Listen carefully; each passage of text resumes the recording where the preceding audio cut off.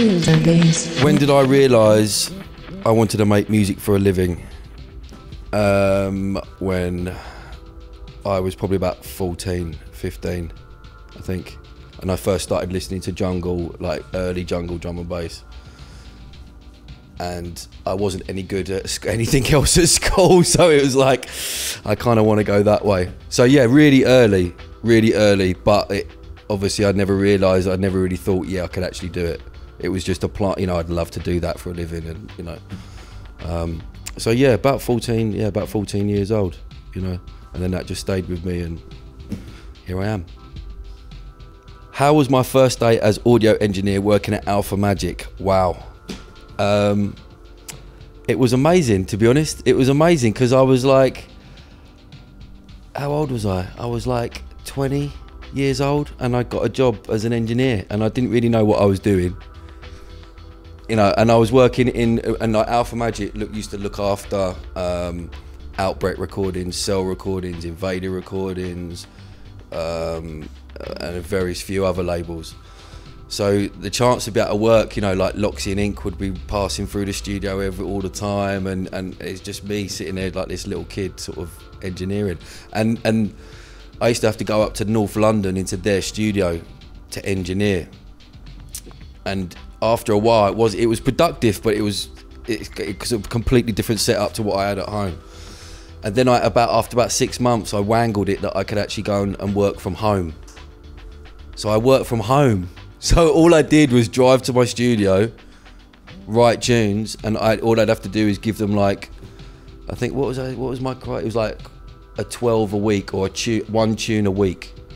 So my job was in 5 days to give them one piece of music, and I would just, and I did loads. And I remember they actually started a bootleg label for me because I was just doing bootlegs like without my name on, just a drum and bass mix of Madonna or a drum and bass mix of this and a drum and bass.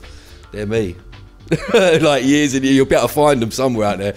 Camo 01, Camo 02, that was the label. So yeah, I was blessed to give it, and it gave me such an insight into the manufacturing of music, the industry, the business side, you know what I mean? Like the other side, not just the, I love music and I want to be a drum and bass guy, but the actual business side of it. Which was invaluable. You know, it sort of stayed with me now, and it gave me, you can write music and you can have ambition, but you've also got to be a little bit savvy, business minded, and you know, because there's, you know, like in everything, there's people that will take advantage of you, and there's people that will take something from you if they can, if they're not perhaps as talented as what you have. So you have to be careful and mindful. So that's what I got from Alpha Magic. So I loved it. Yeah, it was an amazing part of my life. So yeah, good question. Are there big differences between the UK D&B scene and other D&B scenes worldwide? Yes and no. Yes, culturally, when you go to different countries, you know, when I was lucky enough, I went to Tokyo last year, and it was incredible, you know.